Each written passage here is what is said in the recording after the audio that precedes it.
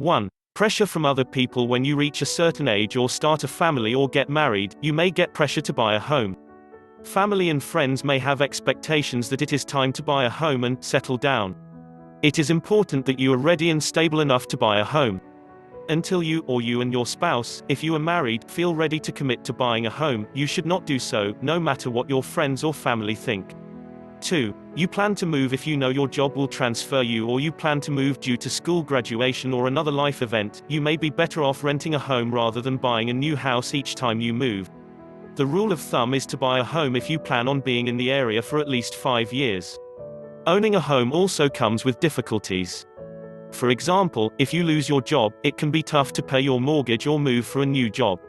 3. You qualify for a mortgage. Just because you qualify for a mortgage doesn't mean you are ready to own a home. It is a good idea to address any spending issues or debt before you buy a home. Also, it's a great idea to set up a budget before you buy a home so you know how much you can afford. It's also a good idea to save up a down payment so you get the best possible mortgage. Even if you can qualify for a mortgage, it does not mean that you are really ready to buy. 4. Debt. If you are carrying large amounts of debt, you should not buy a home. Large amounts of debt can prevent you from paying your mortgage, which will severely damage your credit and financial health. You also should try to keep your debt-to-income ratio as low as possible, so if you already have a large amount of debt, taking on even more debt in the form of a mortgage may not be wise.